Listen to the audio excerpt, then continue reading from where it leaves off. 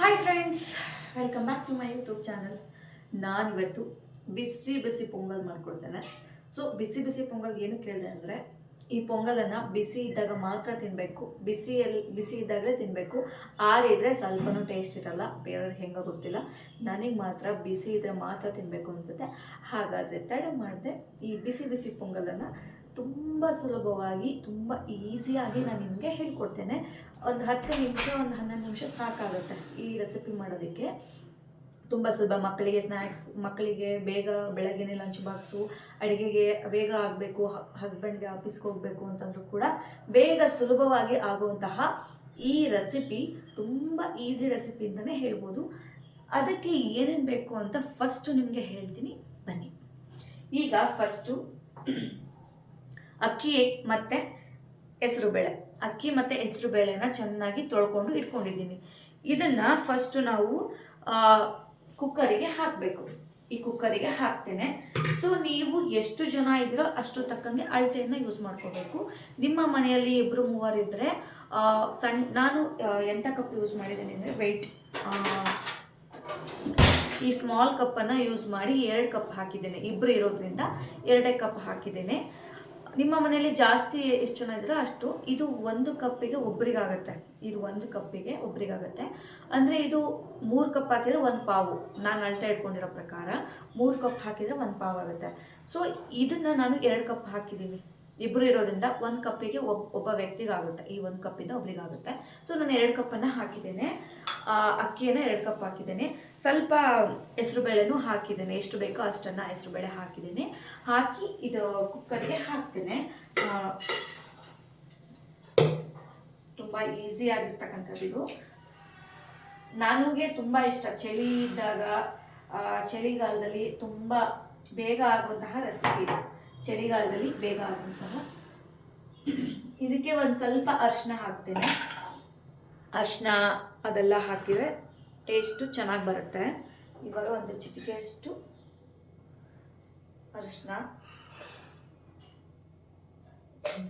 ಇಷ್ಟನ್ನ ಅರಿಶಿನ ಹಾಕಿಬಿಟ್ಟು ಇವಾಗ ನೀರನ್ನು ಹಾಕ್ತೇನೆ.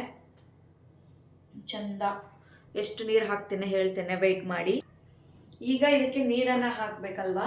ಸೊ ಎಷ್ಟು ಹಾಕ್ತೀನಿ ಅಂದರೆ ಒಂದು 3 ಕಪ್ ಹಾಕ್ತೀನಿ. ಇಂಥದ್ರಲ್ಲಿ ಒಂದು 3 ಕಪ್ ಹಾಕ್ತೀನಿ. ಅಂದರೆ ಒಂದು ಪಾವಿಗೆ 2 ಕಪ್ ಅಲ್ವಾ, ಒಂದು ಪಾವಿಗೆ 2 ಕಪ್ಪು. ಸೊ ಹಾಗಾಗಿ ನಾನು ಬಿಸಿಬೇಳೆ ಇದಕ್ಕೆ ಮಾತ್ರ, ಪೊಂಗಲಿಗೆ ಮಾತ್ರ ಸ್ವಲ್ಪ ತಳ್ಳಗಿರಬೇಕು. ಅಂದರೆ ಫುಲ್ ಗಟ್ಟಿಯಾಗಿದ್ರೆ ತಿನ್ನಬೇಕು ಒಂದ್ಸಲ, ಹಾಗಾಗಿ ಸ್ವಲ್ಪ ತಳ್ಳಗಿರಬೇಕು. ಹಾಗಾಗಿ ನಾನು ಒಂದು 3 ಕಪ್ ಹಾಕ್ತೀನಿ. ಇಲ್ಲಾಂದರೆ 2.5 ಹಾಕಿದ್ರು ಸಾಕಾಗುತ್ತೆ. ನೋಡಿ ಇಷ್ಟನ್ನು ಹಾಕಿ ನಾನಿವಾಗ ನೋಡಿ ವೆಯ್ಟ್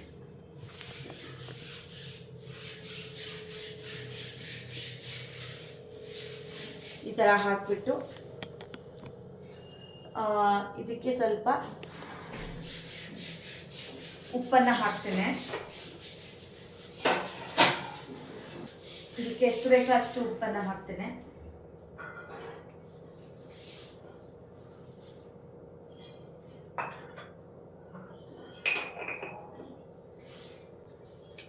ಟೇಸ್ಟಿಗಿಂತ ಸ್ವಲ್ಪ ತುಪ್ಪವನ್ನು ಹಾಕ್ತೇನೆ.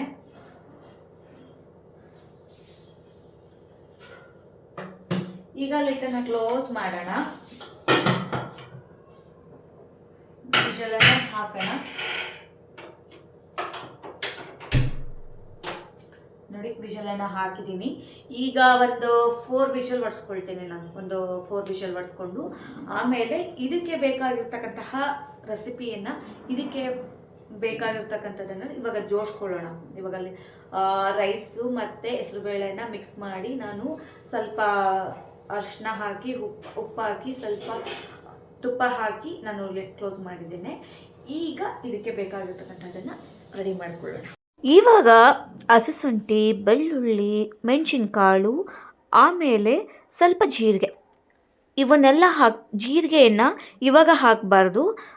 ಒಗ್ಗರಣೆ ಕೊಟ್ಕೊಳ್ತೇವಲ್ಲ ಆ ಟೈಮಲ್ಲಿ ಜೀರಿಗೆ ಹಾಕಬೇಕು. ಇವಾಗ ಹಸಿಶುಂಠಿ, ಬೆಳ್ಳುಳ್ಳಿ, ಆಮೇಲೆ ಮೆಣಸಿನ್ಕಾಳು ಇವಿಷ್ಟನ್ನು ನಾನು ಕುಟಾಣಿಯಲ್ಲಿ ಪೇಸ್ಟ್ ಮಾಡ್ಕೊಳ್ತೇನೆ. ಜಾಸ್ತಿ ಇತ್ತು ಅಂದರೆ ನಾವು ಮಿಕ್ಸಿಯಲ್ಲೇ ಹಾಕ್ಬೋದು, ಬಟ್ ನಂದು ಜಾಸ್ತಿ ಏನು ಇರಲಿಲ್ಲ. ಹಾಗಾಗಿ ನಾನು ಆಲ್ಮೋಸ್ಟ್ ನನಗೆ ಕುಟಾಣಿಯಲ್ಲಿ ಕುಟ್ಟಿ ಮಾಡಬೇಕು ಅಂದರೆ ತುಂಬ ಇಷ್ಟ. ಆವಾಗ ಟೇಸ್ಟು ಚೆನ್ನಾಗಿ ಬರುತ್ತೆ. ಅದಕ್ಕೋಸ್ಕರ ನಾನು ಆ ಥರ ಕುಟಾಣಿಯಲ್ಲಿ ಕುಡ್ತೇನೆ. ಈಗ ಅದಕ್ಕೆ ಬೇಕಾಗಿರ್ತಕ್ಕಂತಹ ಮೆಣಸಿನ್ಕಾಯಿನ ನಾನು ಯಾವ ಥರ ತೋರಿಸ್ತೀನೋ ಆ ಥರ ಮಾಡಿಕೊಂಡ್ರೆ ಟೇಸ್ಟ್ ಚೆನ್ನಾಗಿ ಬರುತ್ತೆ. ಅಂದರೆ ನೋಡೋದಕ್ಕೂ ಚೆಂದ ಕಾಣಿಸುತ್ತೆ. ಆಮೇಲೆ ಮೆಣಸಿನ್ಕಾಯಿ ಬೀಜ ಇರುತ್ತಲ್ಲ, ಇದು ಅನ್ನದಲ್ಲಿ ಇದರಲ್ಲಿ ಫ್ರೈ ಆದರೆ ಸ್ಪೈಸಿ ಆಗುತ್ತೆ. ಆವಾಗ ಖಾರ ಎಲ್ಲ ಸ್ಪೈಸಿಯಾಗಿ ಬರುತ್ತೆ. ನಾನು ಈ ಥರ ಯಾವಾಗೂ ಅಷ್ಟೇ ನಾನು ಆಲ್ಮೋಸ್ಟ್ ಅಡುಗೆ ಮಾಡಬೇಕು ಅಂದರೆ ಮೆಣಸಿನ್ಕಾಯಿನ ಕೆಲವೊಂದು ಐಟಮ್ಗೆ ಈ ಥರನೇ ಕಟ್ ಮಾಡ್ಕೋಬೇಕು. ಆವಾಗ ಸ್ಪೈಸಿ ಅನ್ನೋದು ಜಾಸ್ತಿ ಆಗುತ್ತೆ. ಸೊ ನಾನು ಒಂದು 5 ಮೆಣಸಿನ್ಕಾಯಿಯನ್ನು ತೊಗೊಂಡು ನಾನು ಇವಾಗ ಕಟ್ ಮಾಡ್ಕೊಂಡು ಇಟ್ಕೊಂಡೆ. ನಂತರ ಇವಾಗ ಸ್ವಲ್ಪ ಕೊತ್ತಂಬರಿಯನ್ನು ಕಟ್ ಮಾಡ್ಕೋಬೇಕು. ಯಾಕೆ ಅಂದರೆ ಇದು ಕೊತ್ತಂಬರಿ ತುಂಬ ಟೇಸ್ಟ್ ಕೊಡುವಂತಹ ಐಟಮು. ಸೊ ಯಾವುದೇ ಪದಾರ್ಥಕ್ಕೆ ಕೊತ್ತಂಬರಿ ಇಲ್ಲ ಅಂದರೆ ಟೇಸ್ಟೇ ಇರಲ್ಲ. ಅಂದರೆ ನಾವು ಕೆಲವೊಂದಕ್ಕೆ ಒಗ್ಗರಣೆಗೆ ಕೊಟ್ಕೊಳ್ತೀವಿ, ಇನ್ನು ಕೆಲವೊಂದು ಟೈಮಲ್ಲಿ ಮಿಕ್ಸಿಗೆ ಹಾಕ್ಕೊಳ್ತೀವಿ ಕೊತ್ತಂಬರಿನ. ಇವಾಗ ಇದನ್ನು ಎಲ್ಲಿ ಹಾಕಬೇಕು ಕೊತ್ತಂಬರಿ ಅನ್ನೋದನ್ನು ಕೂಡ ನನಗೆ ಹೇಳ್ಕೊಡ್ತೇನೆ, ಬನ್ನಿ. ಈಗ ಇಷ್ಟು ರೆಡಿಯಾಗಿದೆ, ಬನ್ನಿ ಇವಾಗ ಒಗ್ಗರಣೆಯನ್ನು ಕೊಟ್ಕೊಳ್ಳೋಣ. ಓಕೆ, ಸೊ ಒಗ್ಗರಣೆ ಕಟ್ಕೊಳ್ಳೋದಕ್ಕೆ ಈ ಪಾತ್ರೆನ ಯೂಸ್ ಮಾಡ್ತೇನೆ. ಸೊ ಇದನ್ನು ಹಿಂದಕ್ಕಿಡೋಣ, ಸ್ವಲ್ಪ ಹಿಂದಕ್ಕಿಟ್ಟು ಇವಾಗ ಒಗ್ಗರಣೆಯನ್ನು ಕೊಟ್ಕೊಳ್ತೇನೆ.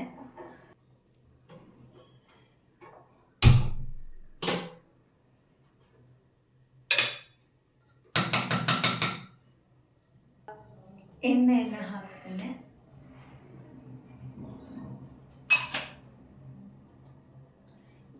ಯಾವುದೇ ರೀತಿ ಈರುಳ್ಳಿ ಅವೆಲ್ಲ ಟೊಮೊಟೊ ಹಣ್ಣು ಇವೆಲ್ಲ ಹಾಕಂಗಿಲ್ಲ. ಆ ಥರ ಹಾಕಿದರೆ ಅದು ಪೊಂಗಲ್ ಆಗಲ್ಲ, ಪಲಾವ್ ಆಗಿಬಿಡುತ್ತೆ. ಓಕೆ, ಸೊ ಅದಕ್ಕೋಸ್ಕರ ಇವಾಗ ಸ್ವಲ್ಪ ಮೆಣಸಿನ್ಕಾಯಿನ ಹಾಕ್ತೀನಿ. ಮೆಣಸಿನ್ಕಾಯಿ, ಸ್ವಲ್ಪ ಜೀರಿಗೆ,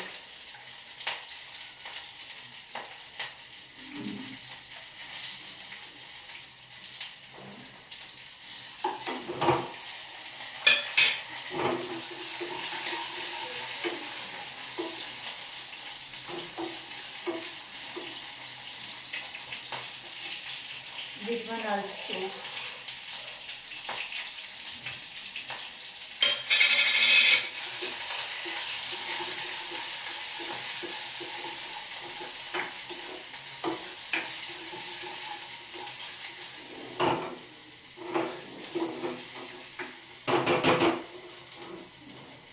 ನನಗೆ ಅಡುಗೆ ಮಾಡಬೇಕು ಅಂದರೆ ತುಂಬ ಇಷ್ಟ.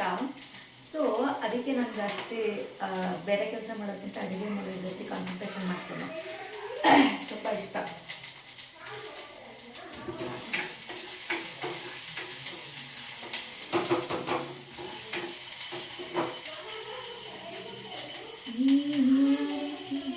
ಆವಾಗ ಸಣ್ಣವರಿದ್ದಾಗ ನಾವು ಅಂದರೆ ಆಟ ಸಾಮಾನು ಇರ್ತಾವಲ್ಲ, ಪ್ಲಾಸ್ಟಿಕ್ ನಾವು ಆಮೇಲೆ ಇದರಲ್ಲಿ ಅಂಗಡಿಯಲ್ಲಿ ಸಿಗುತ್ತಲ್ಲ ಐಟಮ್ಸು, ಅವೆಲ್ಲ ತೊಗೊಂಬಿಟ್ಟು ಸಣ್ಣವರಿದ್ದಾಗ ಆಟ ಆಡ್ತಾಯಿದ್ವಿ.